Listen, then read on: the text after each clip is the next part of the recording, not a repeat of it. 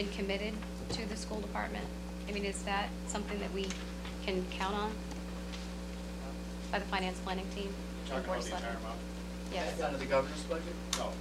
The Chapter 70 that's coming to North Reading, will it be guaranteed to come to the school department? I don't think that it's secured the number.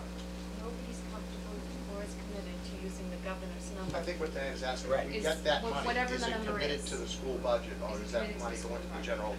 The That question was- hasn't been raised. That was not discussed specifically, but if we got, I'll make a statement, if we got the money, that the increase, and we have to get $400,000, the answer would be no. In a way, it Because doesn't the matter, Dan, increase- because even if we got the whole thing, they would Right, they pull cut- it back from right, pull it back from somewhere else. you know, in our appropriation. So, yeah, they're just asking us to cut $400,000 for that, for the level funded budget, for the available funds budget. Okay. I for one am not comfortable counting on the governor's money.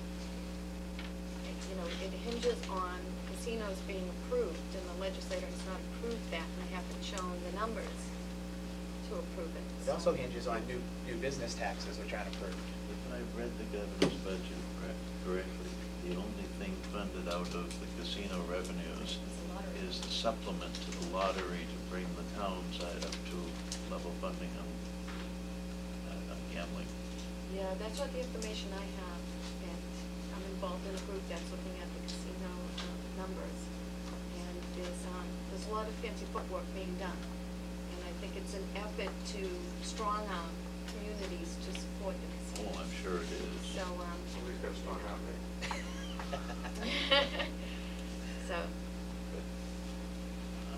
Personally, I certainly certainly in the Chapter 70, there was no reference to funding out of the Right. casino gambling. And I didn't go through the entire budget, but I didn't find anything else that was coming out of casino gambling.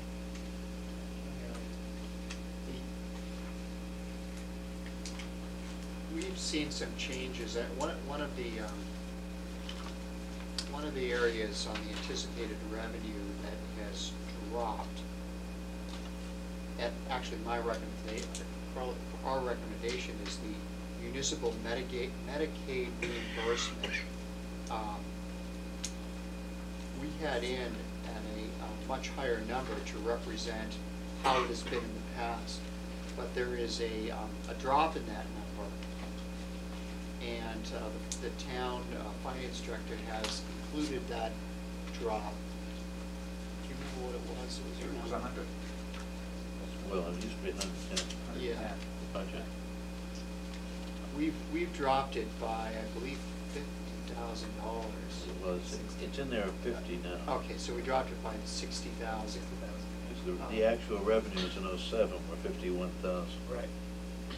Medicaid is, we put in, we calculate through our special ed department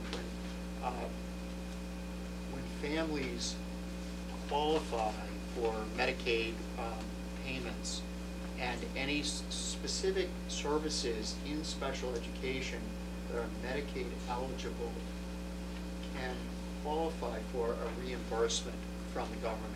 So we go through this calculation, and in the past we have received much higher numbers, but Medicaid is really tightening up on that. You may have read about some of this, some changes in the newspaper, and also because this is tied directly to an economic factor, and it's community by community. If you have fewer families who are Medicaid eligible, then you're not going to be able to tap into that reimbursement. We saw this happen about 5 years ago when we no longer became eligible for Title I services. It's always driven by a percentage of your households who have children, where there are children on free and reduced lunch. When that falls below the threshold level, then you don't qualify. So we lost our Title I funding. The same thing in some respects has happened with the Medicaid. So that's another reason why the revenue piece, the revenue piece dropped. So what we'd like to do next is, we've discussed what we hope is the worst case budget, very worst case budget, which is a $400,000 reduction from our status quo budget. What I'd like to do next is we'll discuss the status quo, what Dr. Troughton has now called the reconstruction budget, and then, I guess, in some improved quality also. Do you want to go to Oh, that, actually, or do let's you want to go to the reduction? Let's go to the reduction first. Let's first discuss the recommendations of where we would reduce if we had to cut $400,000 from our status quo budget.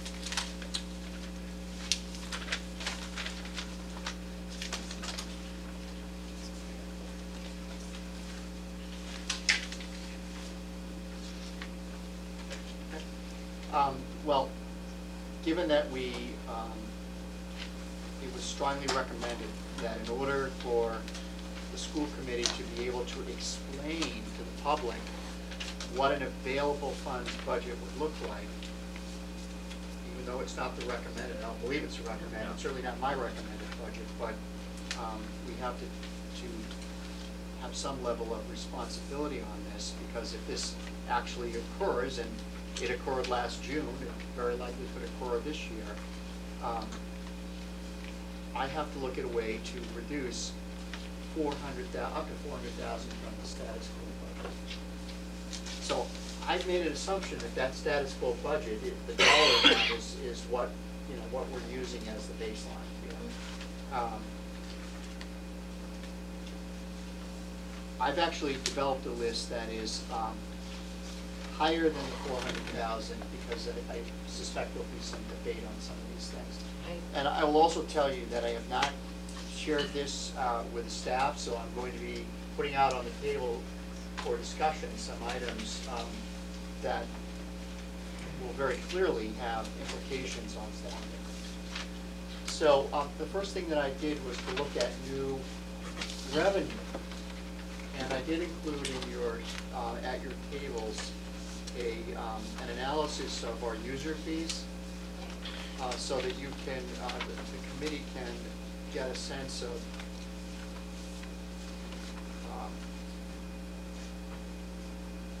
what would the impact be of increasing some of the fees.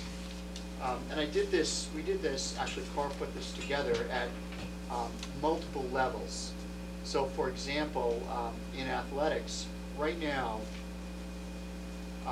student athletes are paying $300 for the first sport, and $100 for the second sport, and another $100 for the third sport. And there's a $1,000 family cap. And that fee structure has been in place since 2006. So the first goal that I asked that Carl took a look at is, if we were to move the funding of athletics from user fees to a 50% level, we would need to increase a minimum of $50 per sport, the equivalent of $50 per sport. So from 300 to 350, from 100 to 150 for the second, and 100 to 150 for the third. Would that maintain that family cap? If we increase that, right? We didn't talk about that. Well, but I think the logic would suggest that that would have to go up 1,200. Of course. concomitantly, Right. probably to 1,100 per family. So you'll see a range here. I don't know, excuse me, can I ask Bob Truss? Bob, did you get a copy of this user fee analysis? So you're not having to write, actually.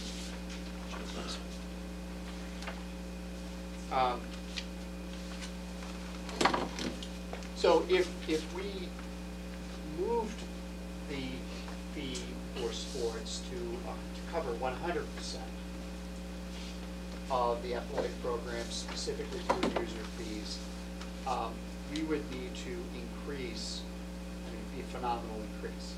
We would need, we'd need to take the current and increase it by $400, basically $400 a sport.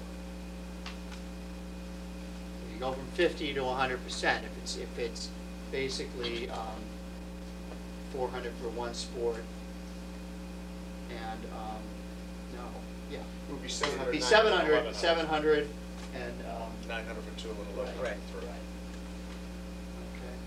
So the reason it's probably a little bit higher is because we would anticipate at that level, at that cost, that we'd see people, kids dropping off.